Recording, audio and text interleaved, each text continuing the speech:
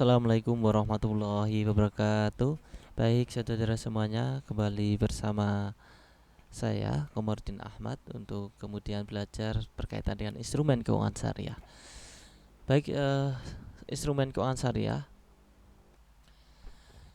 Baik, kita akan belajar instrumen keuangan syariah, di mana instrumen keuangan syariah ini sedikit ataupun banyak sudah kita jalankan. Mungkin kita belum mengetahui secara detail. Ternyata kita sudah menjalankan berkaitan dengan instrumen keuangan syariah dalam aktivitas kita sehari-hari. Oleh karenanya, mari kita belajar agar lebih paham lagi berkaitan dengan instrumen keuangan syariah. Baik, yang pertama, keuangan syariah ini merupakan akad. Jadi instrumen keuangan syariah ini merupakan akad. Bagaimana instrumen keuangan syariah ini menjadi sebuah akad ataupun kontrak, di mana akad dan kontrak ini akan adanya sebuah syarat dan kondisi, di mana syarat dan kondisi tadi menentukan adanya risiko dan juga profit keuntungan dalam kegiatan ataupun dalam transaksi ekonomi. Artinya instrumen keuangan syariah ini sangat penting untuk menentukan akad dan kontrak dalam syarat dan juga kondisi sehingga menentukan risiko dan profit keuntungan. Dan tentunya akad dan kontrak ini tadi berdasarkan dengan akad syariah. Nah, selanjutnya kategori kontrak keuangan syariah ini ada 4 ya. Kontrak transaksional, yaitu transaksi secara ekonomi real yang sering kita gunakan dalam aktivitas sehari-hari, yaitu pertukaran, penjualan, perdagangan dan lain sebagainya. Kemudian yang kedua adalah kontrak pembiayaan. Ya, kontrak pembiayaan ini adalah memfasilitasi pembiayaan dalam kontrak transaksional tadi ya, antara investor dan pengusaha. Biasa juga digunakan dalam kegiatan lembaga keuangan syariah ataupun perbankan. Dan selanjutnya kontrak intermediasi.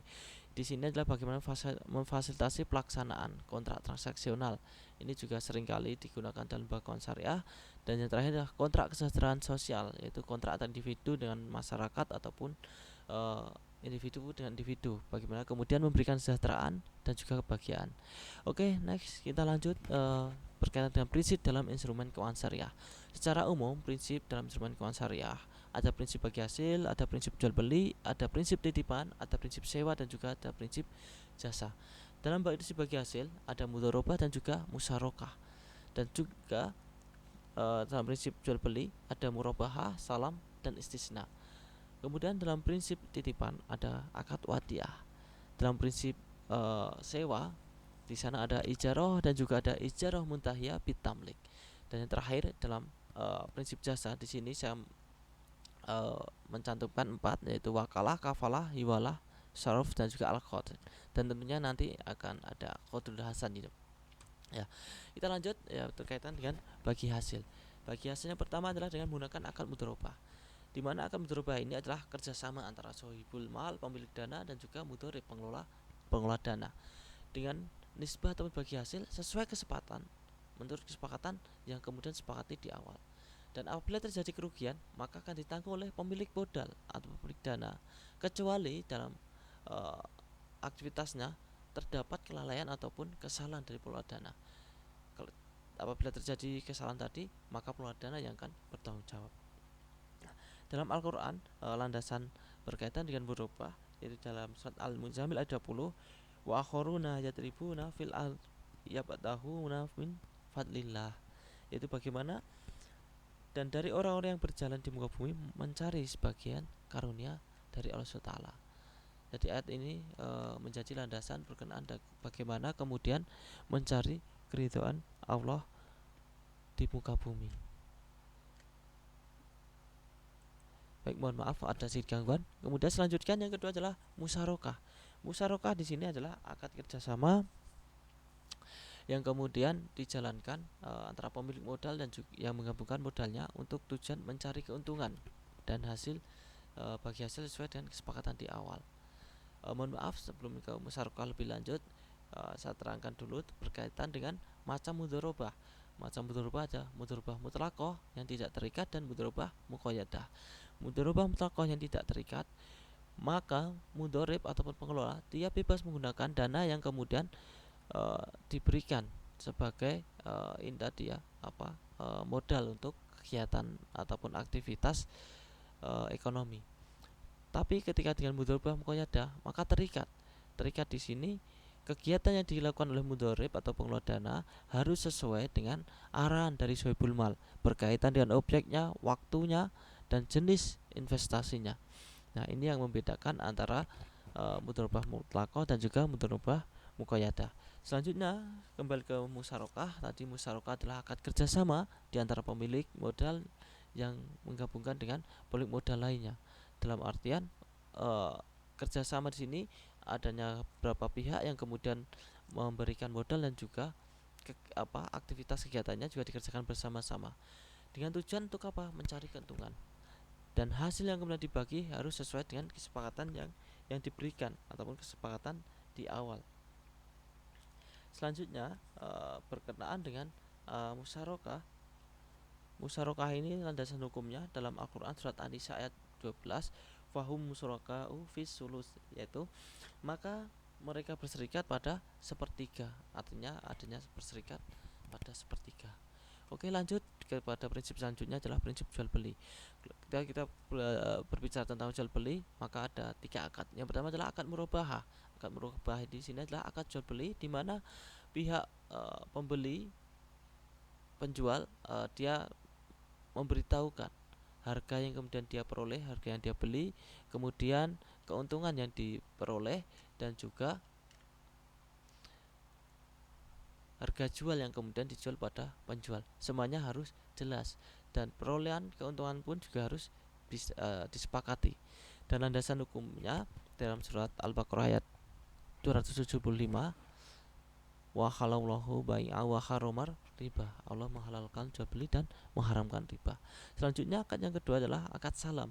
Akad salam di sini bagaimana jual beli yang bersifat muslam fi, bagaimana adanya barang pesanan dengan penangguhan pengiriman oleh muslam alaih ataupun penjual, dan berkaitan dengan pelunasan atau pembayaran bersifat segera. Dalam hal ini harus di muka, jangan sampai kemudian barang dikirim tapi belum dibayar. Pelunasan pembayaran dilakukan sebelum barang yang kemudian dipesan itu dikirim. Nah, kemudian yang ketiga adalah istisna, di mana akad jual beli yang bersifat al-mustahni pembeli dan asani produsen bertindak sebagai penjual ini, kedua belah pihak bersepakat atas harga serta sistem pembayaran.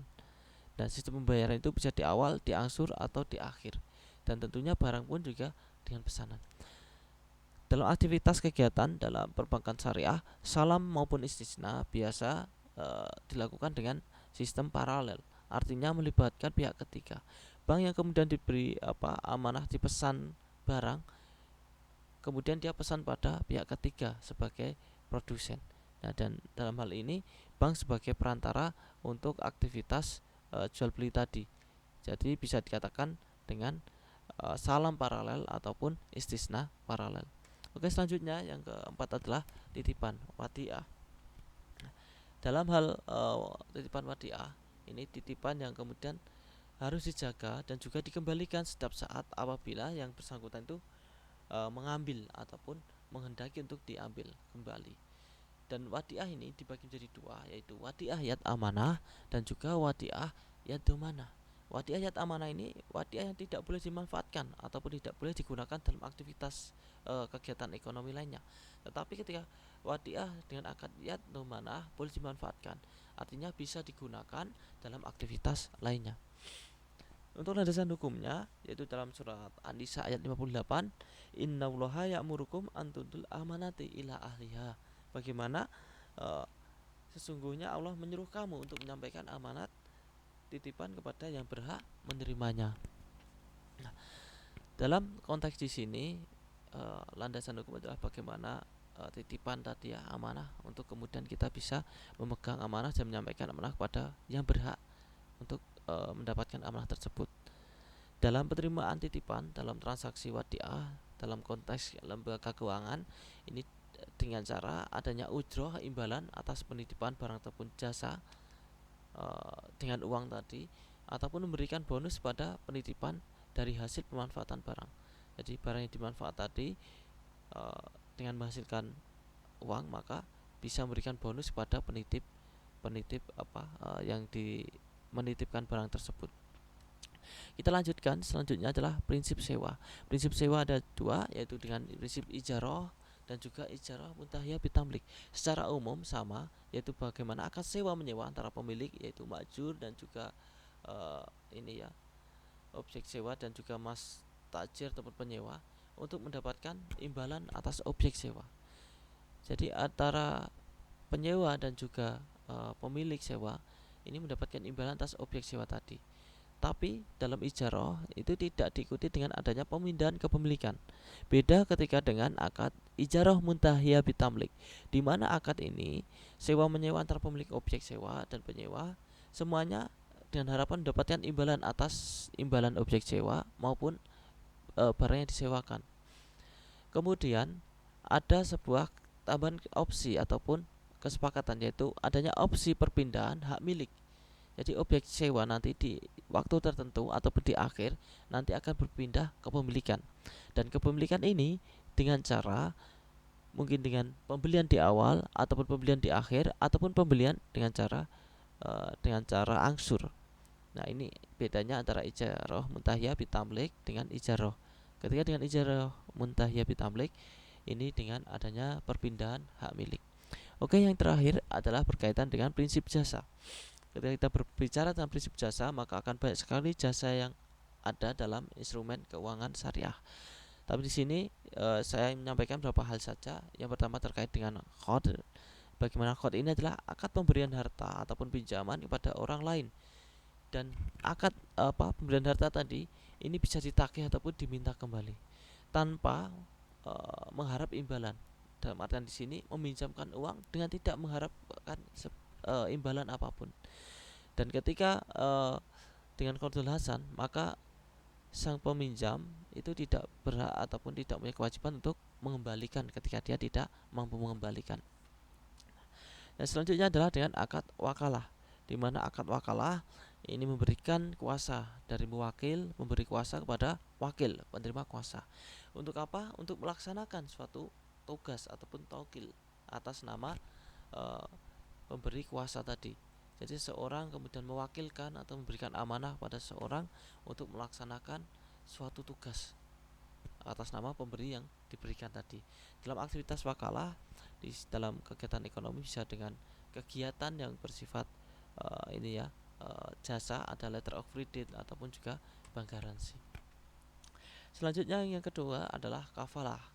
Yang ketiga adalah kafalah, di mana kafalah ini adalah akad memberikan pinjaman yang diberikan kafil penerima jaminan, dan pinjaman ini bertanggung jawab atas pemenuhan kembali suatu kewajiban yang menjadi hak penerima jaminan.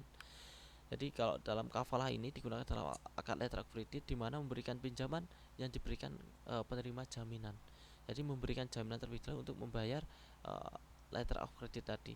Dan ketika sudah proses tertanggung jawab pemenuhan kembali suatu kewajiban sudah terpenuhi, maka akan menjadi hak penerima jaminan tersebut.